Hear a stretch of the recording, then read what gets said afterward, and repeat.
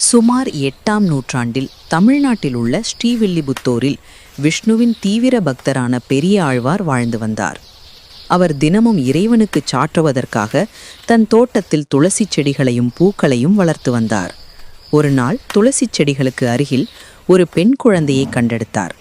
குழந்தைக்கு கோதை என்று பெயரிட்டு மிகவும் அன்புடன் விஷ்ணுவின் கதைகளையும் பக்தியையும் போதித்து வளர்த்தார்.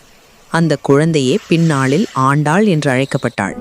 கோதை சிறுவயதிலிருந்தே கிருஷ்ணரின் மீது அளவு கடந்த அன்பையும் பக்தியையும் கொண்டிருந்தாள்.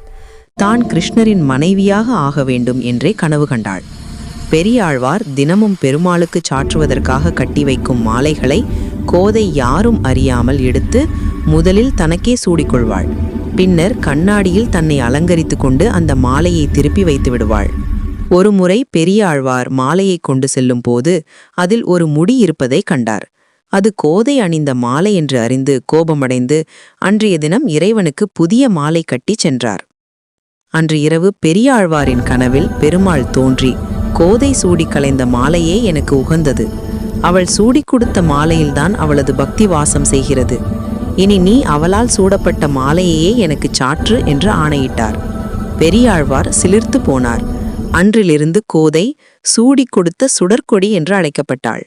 ஆண்டாள் தான் கனவு கண்டவாறே கண்ணனை மணக்க வேண்டி மார்கழி மாலத்தில் விரதமிருந்து திருப்பாவை என்னும் 30 பாசுரங்களை பாடினாள்.